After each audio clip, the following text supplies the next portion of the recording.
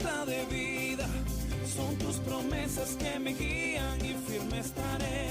Tengo esperanza en tu palabra, eres mi roca y mi alma anclada está en la fe. Ancla de vida. Dios les bendiga a todos, queridos hermanos. Muchas bendiciones a cada uno de ustedes. Pueden tomar asiento. Damos gracias al Señor en esta mañana, que podamos estar reunidos, que podamos juntos adorar a nuestro buen, glorioso, maravilloso Dios. A todos los que nos visitan hoy por primera vez, si alguien tenía tiempo que no venía también, aprovecho de saludar a los que están en la zona Ancla Baby y los que están conectados por nuestro canal de YouTube. Muchas bendiciones. Bueno,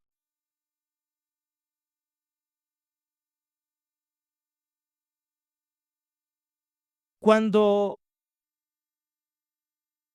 alguien se encuentra en una corte de justicia y se está juzgando un caso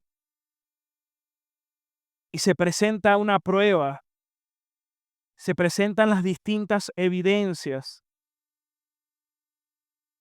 al final aquellos que sirven, bien sea como jurado o quien están tratando ese caso, bien sea una fiscalía o el ente a cargo, al final se tiene que tomar una decisión. Allí no concluye, tiene que haber una decisión. Creo que de la misma manera hemos expuesto por un buen tiempo todo este evangelio de Juan. Comenzamos desde el capítulo 1, ya vamos hoy culminando el evangelio, ya estamos en el capítulo 21. Y al final los que han escuchado este evangelio también tienen que al final tomar una decisión. Si realmente creen en que Jesús es el Cristo, el Hijo de Dios, y si creen verdaderamente rendir y entregar sus vidas completamente a Él. Y de esa manera el apóstol Juan nos invita, cuando él mismo nos dice cuál es el propósito de tal evangelio. Y hemos llegado al último capítulo y en esa escena final, por así decirlo, postcrédito, como vemos en una película cuando sale una escena después de los créditos, creo que el capítulo 21, Juan nos muestra algo bien especial en cuanto a la restitución del apóstol Pedro y que vamos a estar compartiendo en esta mañana. Para ello quiero que leamos juntos Juan capítulo 21, versículo 15. Juan capítulo 21, versículo 15. Todos atentos allí. Juan 21, 15. Dice así la palabra del Señor. Cuando hubieron comido, Jesús le dijo a Simón Pedro: Simón, hijo de Jonás, ¿me amas más que estos? Le dijo: sí, Señor, tú sabes que te amo. Jesús le dijo: apacienta mis corderos. Le volvió a decir por segunda vez: Simón, hijo de Jonás, ¿me amas? Le contestó: sí, Señor, tú sabes que te amo. Jesús le dijo: pastorea mis ovejas. Le dijo por tercera vez: Simón, hijo de Jonás, ¿me amas? Pedro se entristeció de que le dijera por tercera vez: ¿me amas? Y le dijo: Señor, tú conoces todas las cosas. Tú sabes que te amo. Jesús le dijo: apacienta mis ovejas. De cierto te digo que cuando tú eras más joven, Pedro, tú te ceñías y tú ibas a donde tú querías. Pero cuando seas viejo, extenderás las manos y te ceñirá otro y te llevará a donde tú no quieras. Esto dijo, dice el apóstol Juan, señalando con qué muerte Pedro había de glorificar a Dios. Después de haber dicho esto, le dijo, sígueme. Pedro se dio vuelta y vio que le seguía el discípulo a quien Jesús amaba. Este es el propio apóstol Juan. Fue el mismo que se recostó sobre su pecho en la cena y le dijo, Señor, ¿quién es el que te va a entregar? Así que al verlo, Pedro le dijo, Jesús, Señor, ¿y qué de este? Haciendo referencia de Juan. Y Jesús le dijo, si yo quiero que él quede hasta que yo venga, ¿qué tiene que ver esto contigo? Sígueme tú. Así que se difundió este dicho entre los hermanos de aquel discípulo que no habría de morir, pero Jesús no dijo que no había de morir, sino que, ¿qué tal si yo quiero que él quede hasta que yo venga? ¿Qué tiene que ver eso contigo? Este es el discípulo que da testimonio de estas cosas, es decir, el apóstol Juan. Y las escribió y sabemos que su testimonio es verdadero. Hay también muchas otras cosas que hizo Jesús que si se escribieran una por una, dice Juan, pienso que no cabrían ni aún en este mundo los libros que se habrían de escribir. Amén. Hoy quiero compartir un mensaje que lleva como título, ¿qué a ti? Sígueme tú. A ver, ¿cómo se llama el mensaje? ¿Qué a ti? Sígueme tú. Amén. Bueno, este evangelio tiene un propósito. ¿Cuál es el propósito de este evangelio? Ni siquiera tenemos que explorar demasiado. El mismo apóstol Juan dice cuál es el propósito por el cual lo escribió. Lo dice en el capítulo 20, en el versículo 31. Vamos a leerlo. Juan capítulo 20, versículo 31. El apóstol Juan dice, estas cosas se han escrito, ¿con cuál propósito? Que ustedes crean que Jesús es el Cristo y que creyendo en Él tengamos vida eterna en su nombre. Hermano, creo que este es el mensaje más importante, el mensaje del Evangelio, y Juan, inspirado en el Espíritu Santo, escribió esto para que nosotros creamos en el Señor, creamos en Jesús, que es el Hijo de Dios, y que creyendo en Él tengamos vida eterna. Es decir, que tú al oír este mensaje, si al final tú crees verdaderamente en el Señor con todo tu corazón, el Señor promete dar vida abundante, eterna, a los que en Él creen y confían. Pero, ¿qué escribió Juan a lo largo de todo este libro? ¿Qué hemos estudiado? Cuando comenzamos con el capítulo 1, versículo 1, aprendimos que Él es el Verbo encarnado. Dios hecho hombre.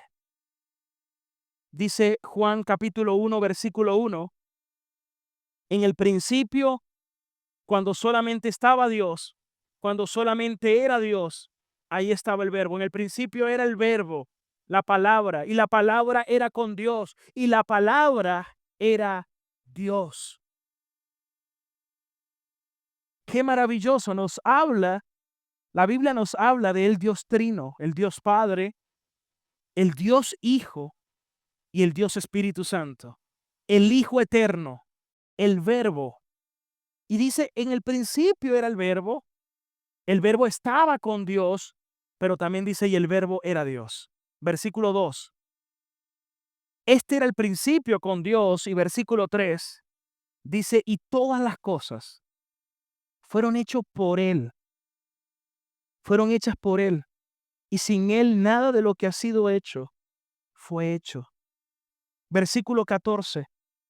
Y la palabra, el verbo fue hecho carne y habitó entre nosotros. Esto nos habla de la divinidad y la preexistencia del verbo, de Dios Hijo. Es decir, nos habla de que el Hijo de Dios es eterno, porque es Dios. Algo que aprendimos en este evangelio fue cuando Jesús dijo en Juan 10:30, el Padre y yo somos uno. Qué maravilloso saber que nuestro buen Dios, el Dios Padre, el Dios Hijo y el Dios Espíritu Santo están en perfecta unidad. Él dijo, el Padre y yo somos uno. Pero también Él es la revelación de Dios. Juan 14:9. Jesús le dice a Felipe, Juan 14:9, ¿tanto tiempo hace que estoy con ustedes y no me has conocido, Felipe? El que me ha visto a mí, ¿ha visto a quién? Al Padre. ¿Por qué? Porque porque Jesús es la imagen visible del Dios invisible. Quien ha visto al Hijo, ha visto al Padre. Quien conoce al Hijo, puede conocer al Padre. Él dijo en Juan 14:6, yo soy el camino, la verdad y la vida. Nadie puede ir al Padre si no es a través de mí. Juan capítulo 1, versículo 29. Él es el Mesías. Él es el Cordero de Dios que había de venir. Eso es Juan capítulo 1, versículo 29. Juan 1, 29. Cuando Juan el Bautista vio a Jesús, dijo, este es el Cordero de Dios que quita el pecado del mundo. ¿Por qué Dios se hizo carne? ¿Por qué Dios se hizo hombre? Dice Filipenses 2 que se despojó de su gloria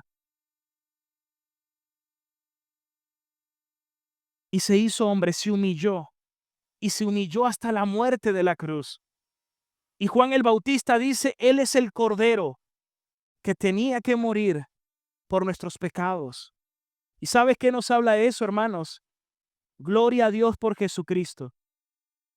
Porque Cristo recibió el castigo de mi paz con Dios. Cristo recibió la ira de Dios sobre sí para que nosotros fuésemos reconciliados con Dios. Nosotros estábamos en este mundo sin Dios. Nosotros éramos enemigos de Dios. Mira lo que dice Romanos capítulo 5, versículo 10. Romanos capítulo 5, versículo 10. Porque si siendo, ¿qué dice allí? A ver, dígalo fuerte. Si siendo enemigos, si siendo enemigos de Dios, fuimos reconciliados con Dios por la muerte de su Hijo, mucho más estando reconciliados, seremos salvos por su vida. ¿Cuánta gente hoy sigue siendo enemigos de Dios? Porque caminan de espaldas a Dios, porque caminan de espaldas a la ley de Dios.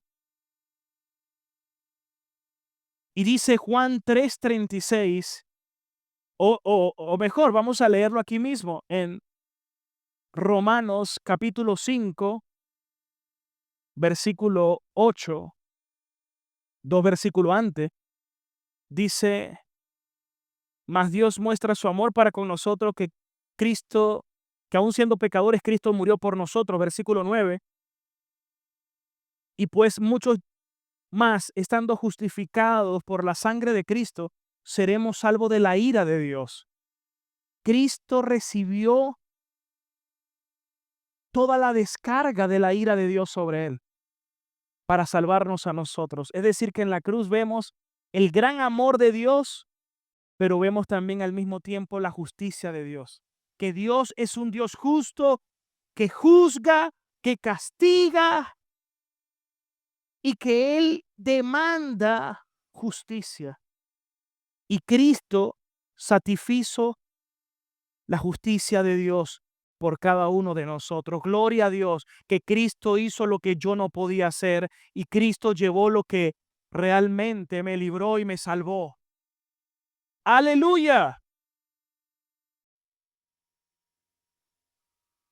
Pero ¿qué pasa con aquellos que rechazan a Cristo?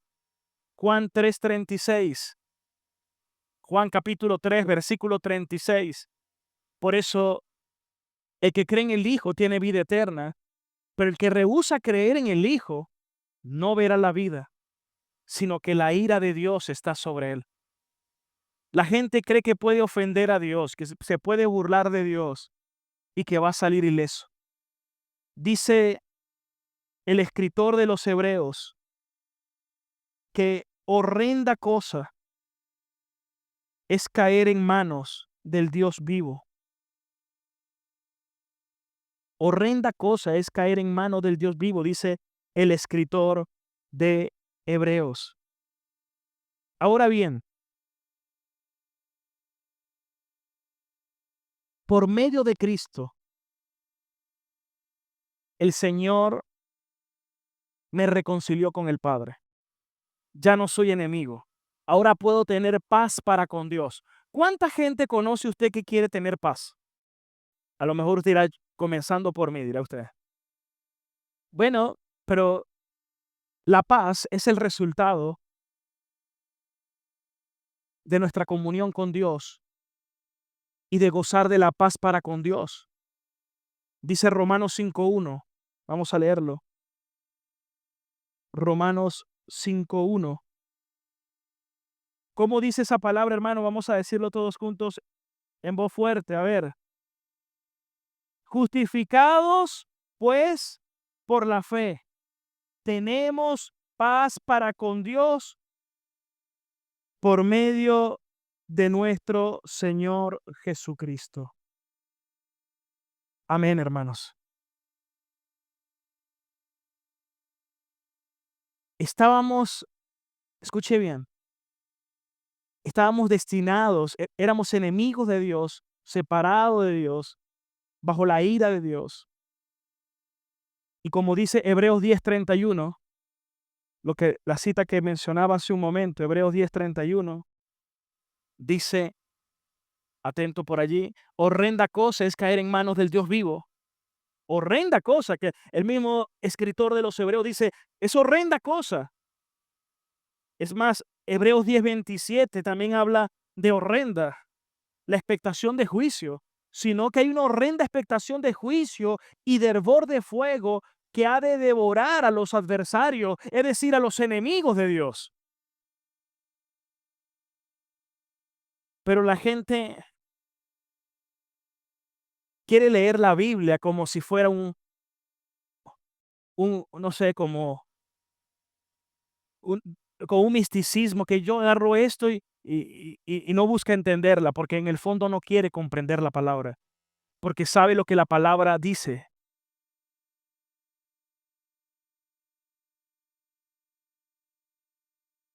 Entonces buscan leer la Biblia como que si fuera un horóscopo, no sé, algo así, lo que me gusta lo tomo y lo que no me gusta no lo tomo. Como cuando alguien leía el horóscopo y decía, lo mejor está por venir, algo bueno viene. Lo mismo falso que dicen muchos falsos profetas que dicen, viene una buena temporada, siempre dicen cosas ambiguas. Pero realmente, hermanos, la Biblia es clara. Pero Romanos 5.1 nos habla de que tenemos paz para con Dios. Cristo nos reconcilió con el Padre. Ahora tenemos Padre, Él es nuestro Dios. Por eso el mismo apóstol Juan en su epístola dice, miren con cuán grande amor nos ha amado Dios, para que nos llame ahora sus hijos. Yo no era hijo y fui adoptado por Dios, ahora soy su hijo, soy hermano de nuestro Señor Jesucristo y me ha hecho coheredero de su reino. Hay una herencia para nosotros en Cristo Jesús. Hermanos, tenemos un Padre bueno y maravilloso, pero es por medio de Cristo.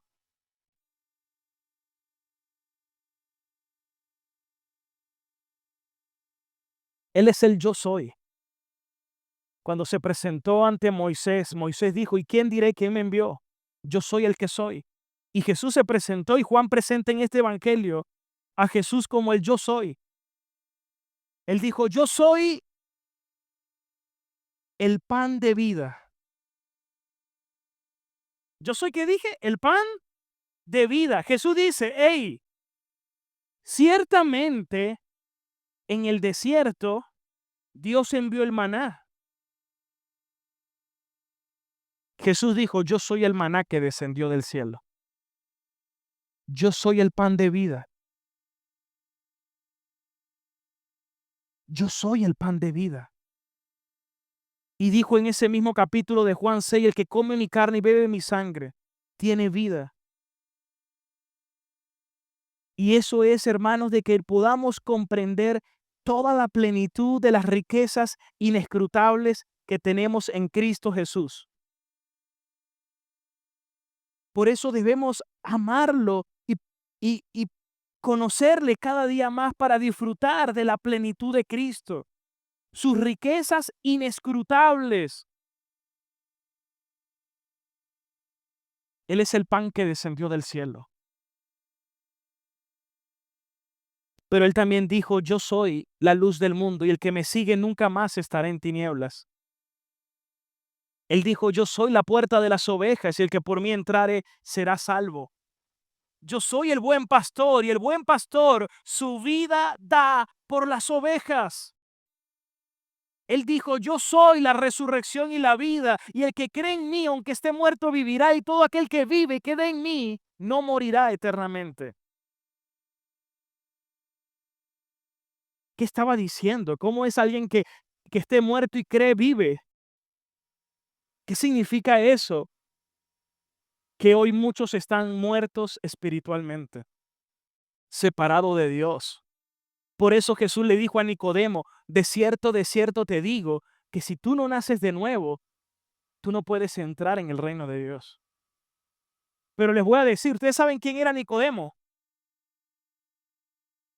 Jesús le dijo, si tú siendo el maestro de Israel no entiendes esto.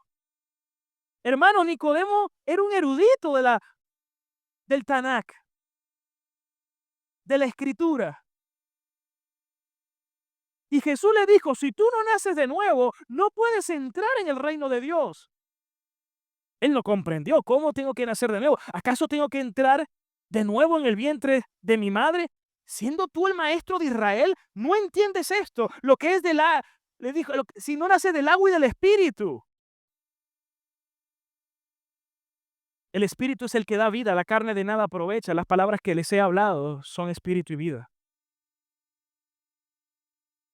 Es la obra del Espíritu Santo. Así como el viento sopla y no sabe de dónde viene y a dónde va, así es todo aquel que es nacido por el Espíritu.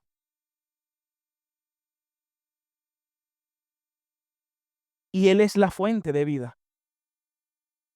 Porque Él dijo,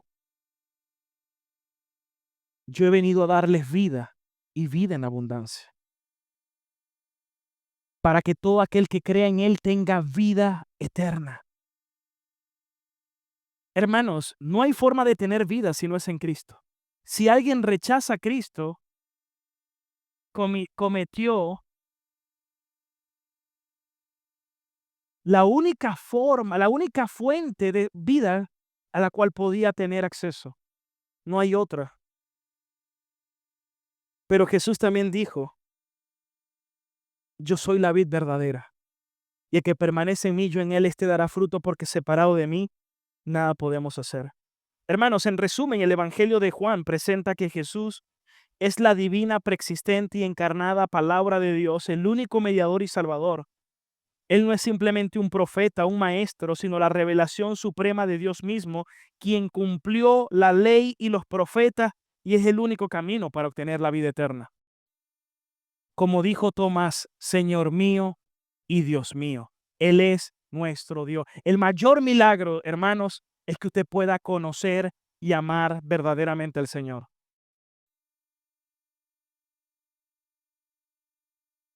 Amén. Ahora bien, en este capítulo 21, ya Juan dice en el versículo 20 por qué lo escribió. Pero como le decía al inicio, es como esas escenas postcrédito de las películas. Quedó una escena más. Y en esa escena más, ya Jesús está cercano a ascender a los cielos. Pero antes de ascender tenía que restaurar a un Pedro que seguramente estaba bastante afectado por lo que había ocurrido anteriormente. Ustedes recordarán que cuando Jesús estaba en la última cena con sus apóstoles, Él dijo que él sería entregado y que sería traicionado. Y ellos empezaron a especular quién sería. Y Pedro dijo, de ninguna manera te voy a negar, de ninguna manera me voy a separar de ti, hasta moriría. Mi vida doy por ti. ¿Tu vida darás por mí? Antes que cante el gallo me negarás 3 veces. Y Pedro decía, de ninguna manera, yo no te voy a negar. Y 3 veces lo negó. Pedro lloró amargamente. Hermanos, yo les quiero decir algo. Yo estoy seguro que Pedro tenía la mejor de las intenciones. No me queda la menor duda.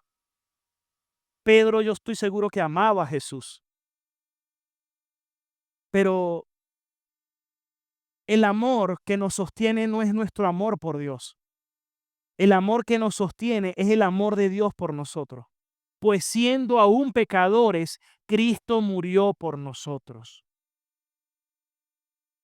Mi confianza no está en que cuánto yo amo a Dios. Mi confianza está en cuánto me ama Dios a mí. Y creo que el pecado que cometió Pedro allí fue el mismo que todos nosotros muchas veces cometemos.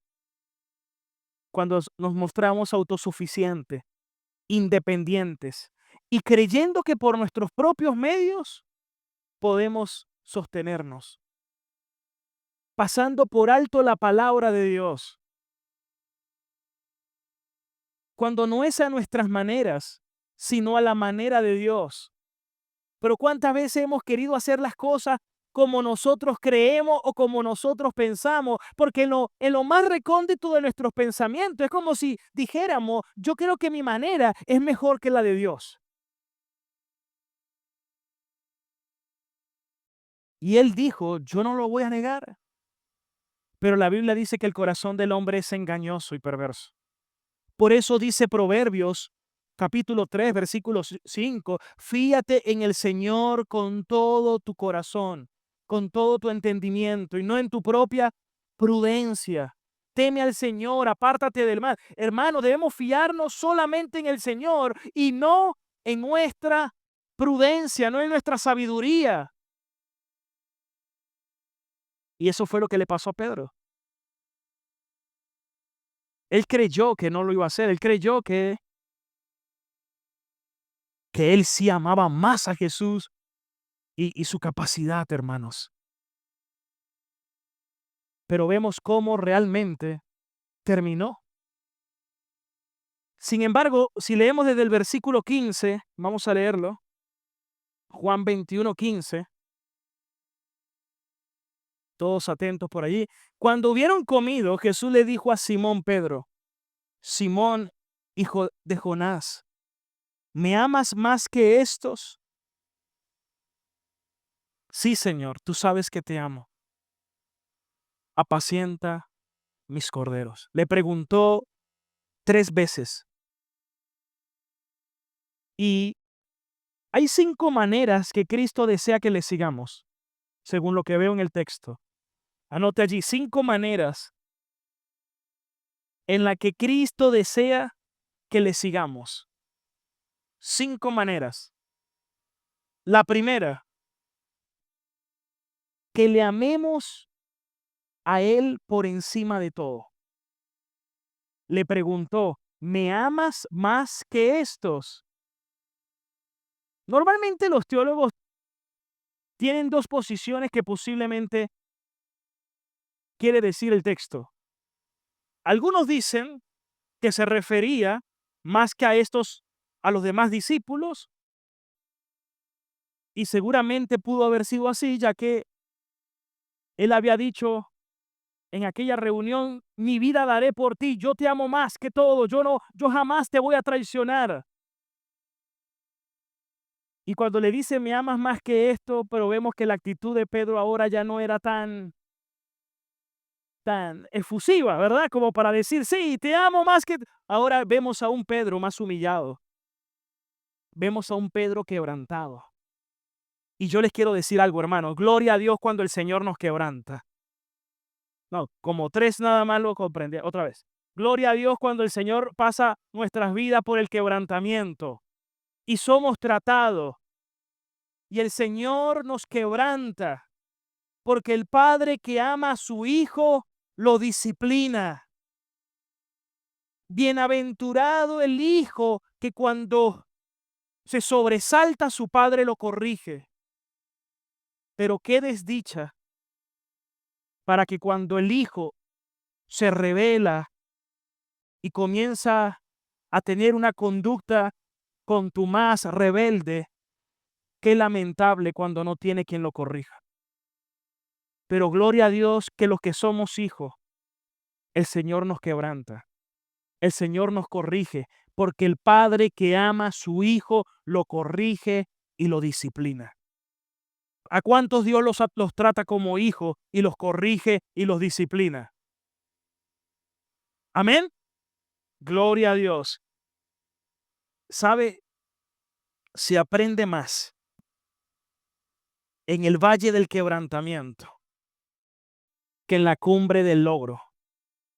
Cuando el Señor nos quebranta, cuando el Señor nos humilla, cuando el Señor no permite que nos salgamos con la nuestra, porque nos ama.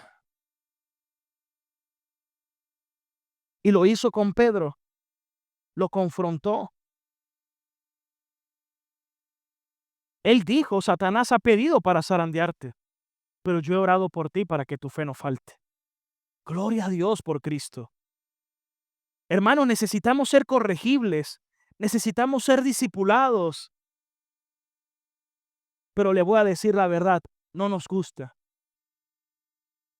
Porque dice la Escritura que del corazón salen los malos pensamientos. Todo acto de rebeldía sale del corazón. Y nos gusta tener el control. Nos gusta tener la razón. Nos gusta ser independientes. Nos gusta ser autosuficientes. Nos gusta sentir que podemos controlar las cosas. Pero les tengo una noticia. No, la salvación viene de Jehová. Y por la gracia y misericordia de Dios, el buen pastor fue y nos salvó cuando estábamos perdidos y muertos en delitos y pecados.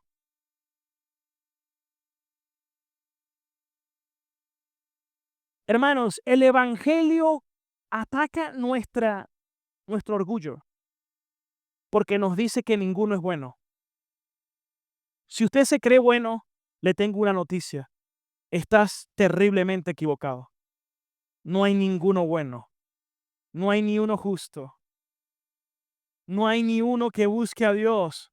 Si tú vienes a la iglesia religiosamente, voy a la iglesia para cumplir con Dios, como para quietar mi conciencia porque yo sí vivo una vida correcta, no entiendes nada. Porque la Biblia dice que tanto tú y yo somos malos. Dice que el corazón del hombre es engañoso y perverso, que no tiene remedio, que no hay ni uno solo que busque a Dios. Todos se hicieron inútiles. Y hay falsos maestros que enseñan que tú puedes llegar a un nivel donde ya tú no pecas. Por eso ellos dicen, hey, yo soy el ungido de Jehová. Yo estoy aquí, ustedes están allá. No, hermanos. Todos somos pecadores tan igual como los que están afuera, solo con una grandísima diferencia. Y es que somos pecadores redimidos, comprados por la sangre preciosa de nuestro Señor Jesucristo. Aleluya. Él pagó el precio por cada uno de nosotros. Por eso que cuando alguien me pregunta, pastor, ¿podemos perder la salvación? Si yo no hice nada para ganarla, quien lo hizo fue Cristo. Él la pagó por mí. Se la van a tener que quitar es a Él. Y dice Juan 10, 27, vamos a leerlo, Juan 10, 27. Mire lo que el Señor Jesús dijo en este evangelio. Juan 10:27. Mis ovejas oyen mi voz y yo las conozco, y mis ovejas, ¿qué van a hacer? Me siguen.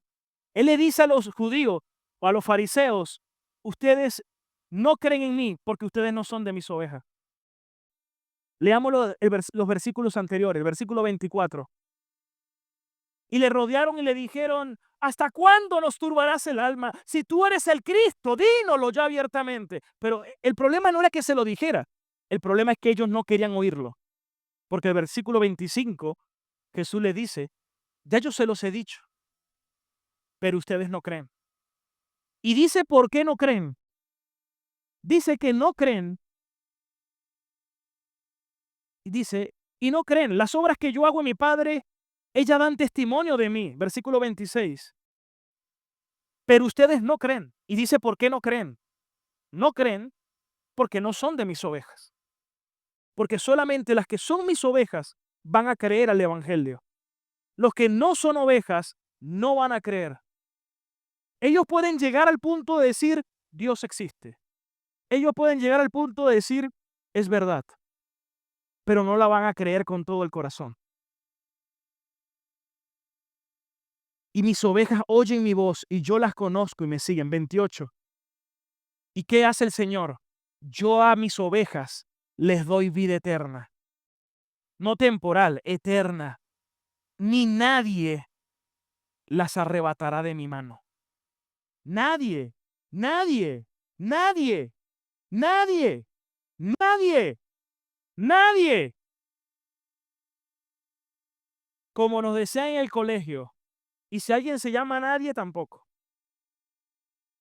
Nadie las arrebatará de mi mano. Versículo 29. Mi Padre que me las dio. ¿Quién se las dio a Cristo? Esa es una transacción.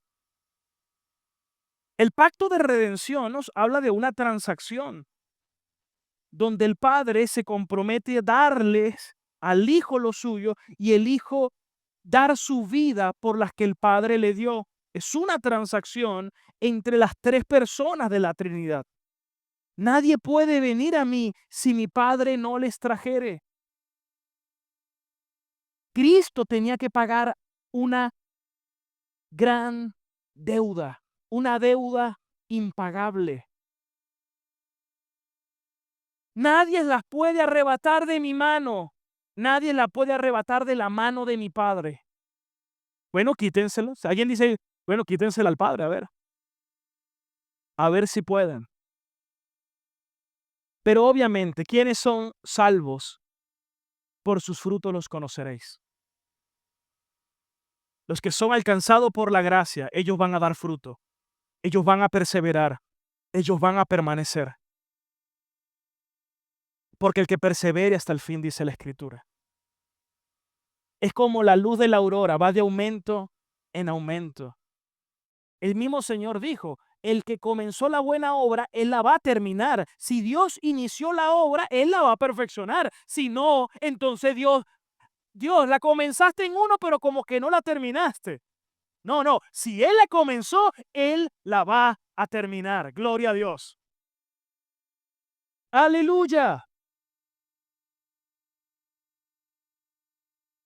Pero muchos dicen, los falsos maestros que hacen, ponen una entrada tan ancha donde le dicen, aquí todos son cristianos. Váyanse todos felices que se van con el Dios en el corazón. Como que si todo el mundo entró. No, hermanos. Ese es un falso mensaje. Cuando la Biblia dice, entren por la puerta angosta, porque ancho es el camino de perdición. Entonces hoy las iglesias te quieren hacer pensar que todos son cristianos. Si usted se bautiza, ya es cristiano. Antes se bautizaba a los convertidos. Hoy hay que convertir a los que se bautizaron. Pero quien los convierte es el Señor. Entonces no es porque usted vaya a una iglesia, no es porque usted dice, no, yo voy aquí a esta iglesia. No, hermanos. ¿Verdaderamente te has convertido a Jesucristo? ¿Aborreces el pecado? ¿Amas la justicia y amas la santidad de Dios? Si no, no te caigas a mentira. Te estás autoengañando. Pero tu propia conducta y tus propios hechos muestran si realmente amas o no amas a Dios. Porque algo que produce conocer a Dios es una fe verdadera y es un verdadero arrepentimiento por haber ofendido a Dios. Y ahora tú amas a Dios, amas su palabra y tú quieres guardar sus mandamientos. ¿Cuántos quieren conocer al Señor verdaderamente? ¿Y cuántos quieren amar al Señor? Entonces cuando tú amas a Dios, ya tú aborreces al pecado y comienzas a amar la justicia y la santidad de Dios. Por eso amas a Dios más que a cualquier otro. La otra posición de los teólogos es que cuando Jesús le dijo, me amas más que a estos, se estaba refiriendo a los peces a los pescados que habían sacado y a todo su labor de pescador, a toda esa parafernalia que tenía allí. Pero cuando tú amas a Cristo, tú lo amas por encima de todo, indistintamente cuál sea la posición, más que a los demás o más que cualquier otra cosa, nuestro amor principal tiene que ser a Cristo. ¿Amas a Cristo por encima de todo? ¿Amas a Cristo más que a tu propia esposa o esposo? ¿Amas a Cristo por encima de a tus propios hijos?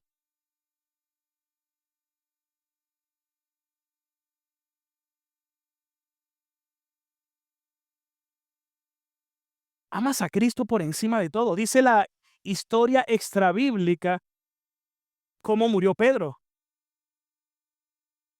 Y el día que muere Pedro, crucificaron a su esposa y luego lo crucifican a él. Y él pide que cuando lo crucifiquen lo hicieran con la cruz volteada, porque no era digno de morir como su maestro. Amaba a Cristo por encima de todo. Y eso es algo que debemos recordarnos todos los días. Amarás al Señor tu Dios con toda tu alma, con todo tu corazón, con toda tu mente, con todas tus fuerzas. Quien ama más a padre, madre, esposa, hijos que a mí, no es digno de mí.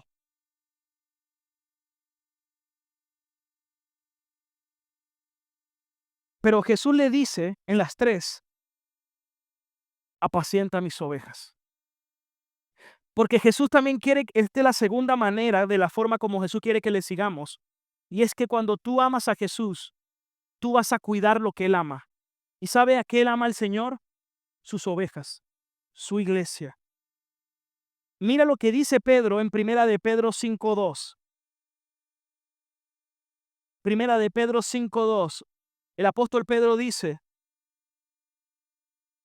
apacienten el rebaño de Dios que está entre ustedes, cuidando de ella, no por fuerza, sino como voluntariamente, no por ganancia deshonesta, sino con qué? Con ánimo pronto. Versículo 3. No teniendo señorío sobre las ovejas, sino cuidando de ellas, siendo ejemplos de la grey. Hermano, si usted ama a Cristo, usted ama a la iglesia y usted ama la comunión con los hermanos. Usted ama cuidarnos los unos a los otros y velamos y nos animamos uno a otro porque amamos primeramente a Cristo.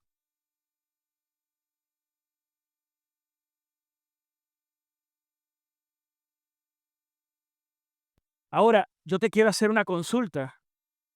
¿Participas de la comunión de la iglesia? ¿O cuando vienes a la iglesia vienes como el agente 007?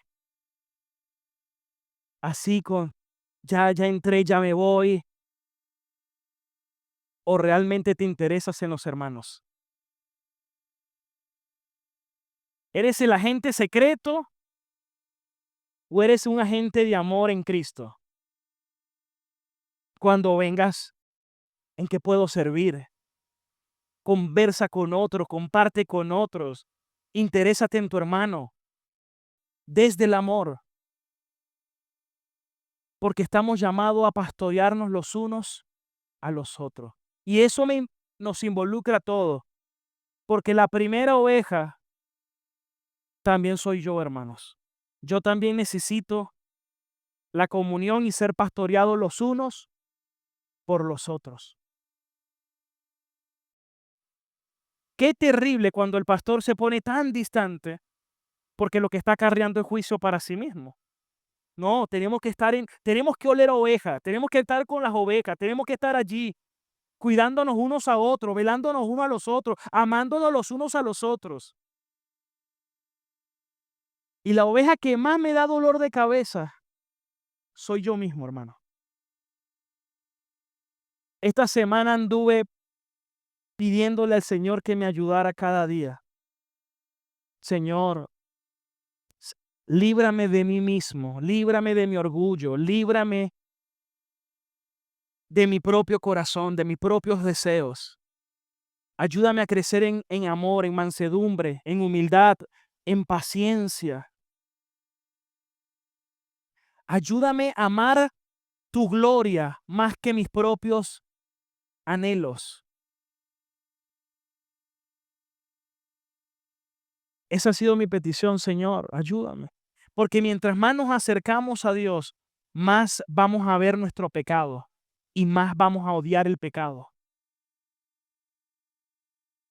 Mientras más nos acercamos a Dios, más vamos a darnos cuenta de nuestro pecado y más lo vamos a aborrecer. Me amas.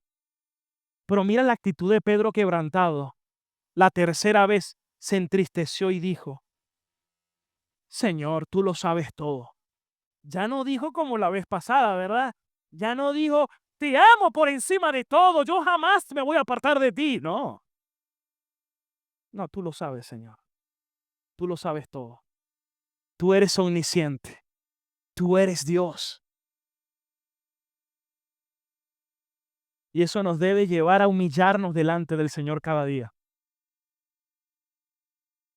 ¿Cuántos toman esa palabra? Estamos llamados, hermanos, a pedirle a Dios a diario que examine nuestro corazón. Porque es más fácil ver el problema, el error en los demás, ¿verdad? Es más fácil ver la paja en el otro que nuestra viga. Nos cuesta ver eso. Señor, guárdanos de nosotros mismos. Por eso yo necesito exponerme a los hermanos y escuchar a los hermanos. Hermano, tengo esta situación. ¿Cómo lo ves tú? Necesito dar cuenta, necesitamos darnos cuenta unos a otros, corregirnos. Mira lo que dice Colosenses 3:16. Esto es un mandato de la escritural. Colosenses 3:16. Dice, more la palabra de Cristo en ustedes en abundancia. ¿Para qué dice? Para que se enseñen y se exhorten. ¿Qué dice? Unos a otros en toda sabiduría. Es decir, que en la iglesia todos estamos llamados a ser consejeros. Pero sí le voy a pedir algo. Prepárese. Porque si usted no está preparado, mejor no aconseje. Porque sobre todo el venezolano, en Venezuela todos tenemos una tendencia de que somos médicos, mecánicos, ¿verdad? Me duele esto, no, eso debe ser, y empieza, no, tómate esto, tómate este guarapo, ¿verdad? O con el carro, para ver cómo suena. No, no, eso. Y empezamos a especular, ¿no? Tendemos a eso. Y a veces queremos dar consejo, porque es fácil dar consejo. Pero le vamos a dar cuenta a Dios si estamos aconsejando bíblicamente o no. Y tenemos que tener temor de Dios. Pero la idea es que todos crezcamos, porque no es nada más el pastor, el anciano, el diácono, no. Hermanos, estamos todos llamados a crecer en la palabra para que todos nos enseñemos y nos exhortemos, ¿qué dice allí? Unos a otros. Tenemos que tener una cosmovisión bíblica, una mente bíblica.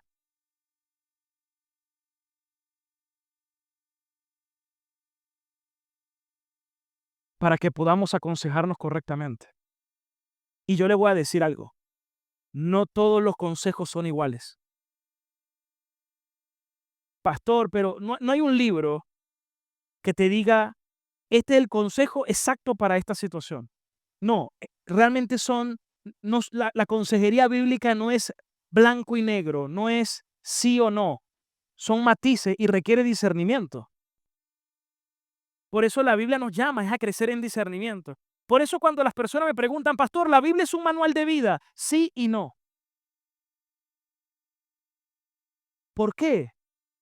Sí, porque nos enseña muchos aspectos de la vida, pero no porque no te dice, en caso tal, haz esto, en caso tal, haz esto. No, es más, hay proverbios que dice, corrige al necio según su necedad. Y en los mismos proverbios dice, no corrijas al necio según su necedad. Entonces cualquiera dirá, pero se contradice. No, lo que te está diciendo es que hay casos donde te va a tocar callar y hay casos donde sí te va a tocar decir y confrontar con la verdad. Tienes que crecer en discernimiento espiritual. ¿Cuándo están tomando la palabra, hermano? Por eso necesitamos conocer a Cristo, porque Cristo es la sabiduría encarnada. Tener a Cristo es que la plenitud de la sabiduría está en Él. Amén. ¿Cuántos se gozan en el Señor, hermanos?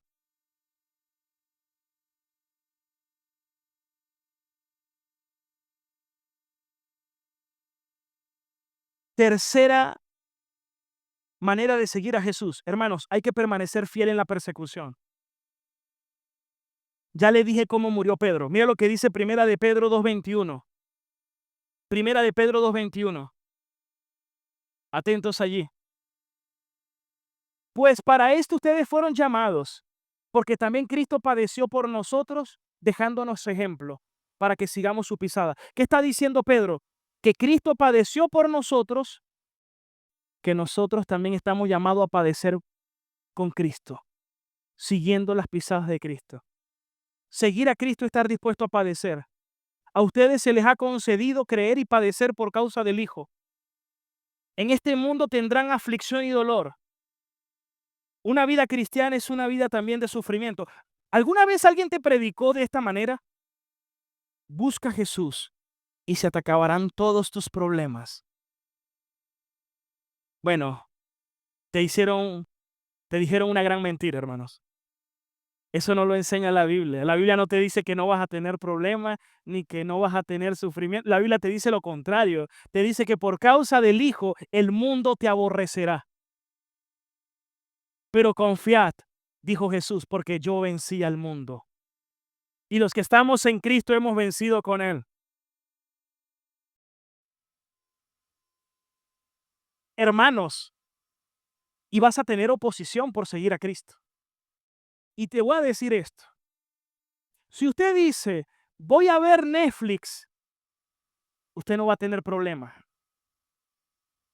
Voy a hacer esto, no vas a tener oposición. Pero si tú dices, voy a congregarme, voy a orar, voy a estudiar la Biblia, ahí vas a tener oposición. Porque la primera oposición viene de tu propia carne. A veces yo escucho, le pregunto, hermano, tengo días que no lo veo. Pastor, mire, es que usted sabe. Y me empiezan con unas cosas. No, es que el otro día iba y se me espichó y no pude. Hermanos, eso yo lo entiendo. Somos seres humanos. Pero nunca olvides que siempre vamos a tener oposición para las cosas de Dios. Para las cosas del mundo no, porque la carne y el corazón está inclinado a eso. Pero para las cosas espirituales, nuestra carne se revela. Pablo decía, estoy hablando del apóstol Pablo, queriendo hacer el bien, hallo en mis miembros una ley contraria, termino haciendo lo que no quiero hacer. Miserable de mí, ¿quién podrá liberarme? Pablo entendía que la mayor oposición y que la mayor lucha no estaba afuera, estaba dentro de él. Por eso necesitamos la gracia de Jesucristo todos los días de nuestras vidas. Necesitamos el poder del Espíritu Santo todos los días de nuestras vidas. Vas a tener oposición. ¿Qué es lo que tienes que reconocer? Te necesito, Dios. Y necesito aferrarme cada día más a ti. Cada día más a ti. Y quiero buscarte más. Ese es el punto, hermano. Ese es el punto. A Policarpo le dijeron, discípulo de Juan, niega, lo llevaron al Coliseo romano, prendieron el fuego y le dijeron, si niegas a Cristo te dejamos libre, si no vas a ser quemado por el fuego. Y Policarpo dijo, en mis 70 años el Señor siempre ha sido fiel y nunca me ha abandonado. ¿Cómo lo voy a abandonar yo a Él? Colóquenme en el fuego. Prefiero sufrir un poco por unos breves segundos que sufrir del fuego eterno en el cual ustedes se van a encontrar. Hermanos, así es la persecución y el padecimiento. Vale la pena padecer un poco de tiempo. Dice la Escritura que los sufrimientos de este mundo no se comparan con la gloria venidera que nos aguarda y nos espera en Cristo Jesús. Vale la pena sufrir por Cristo. Vale la pena padecer. Escuche bien, vale la pena sufrir, vale la pena padecer, vale la pena morir si es necesario, hermano. Vale la pena lo que nos espera en el Señor. Pero le voy a decir algo. Muy lamentablemente, el evangelio de la prosperidad no predica eso. Predica un falso evangelio para falsos cristianos. Lo que te enseñan es busca a Dios para que te bendiga económicamente. Busca a Dios para que resuelvas tus problemas. Busca a Dios. Entonces al final lo que te están diciendo es usa a Dios como canal para tus ídolos, para el ídolo de tu dinero, para el ídolo de tu satisfacción personal, para el ídolo de tu éxito. En otras palabras, lo que te están es alimentando a tus propios ídolos que te terminan destruyendo. No, Cristo es suficiente. No es Cristo más algo más. Si tengo a Cristo, lo tengo todo. Estoy completo en Él.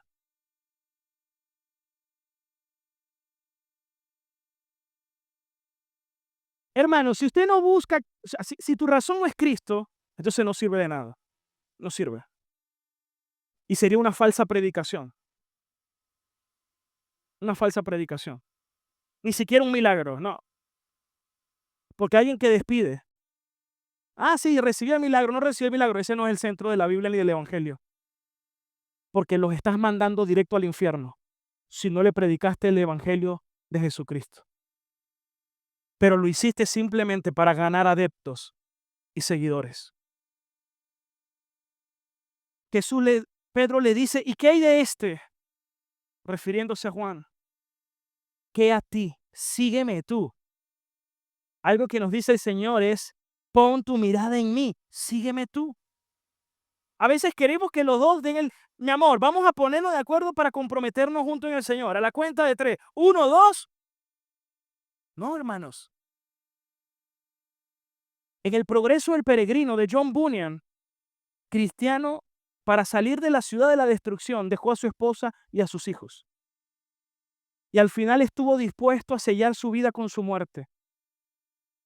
Porque él sabía que el amor de Dios tiene que estar por encima de todo, pero él sufría por sus seres queridos. Un cristiano legítimo sufre porque quiere ver la conversión de su familia, pero busca primero la gloria de Dios por encima de todo. Y por eso sigue a Dios por encima de todo. Yo le he dicho muchas veces, sé que Dios me amó y me salvó, pero si Dios me mandara al infierno, Él sigue siendo justo y veraz. Él sigue siendo Dios. Nota que Jesús le dijo, Pedro, cuando tú eras joven, otros te ceñían.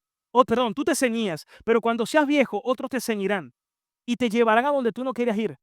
Le estaba diciendo 30 años antes, Pedro, vas a morir como un mártir. Vas a morir como un mártir. Se lo dijo 30 años antes, cuando fue llevado por Nerón en Roma, en la persecución de los cristianos. Injustamente, porque Nerón hizo eso como una evasiva para que lo inculparan de un incendio que había ocurrido en Roma y él le achacó la responsabilidad fue a los cristianos.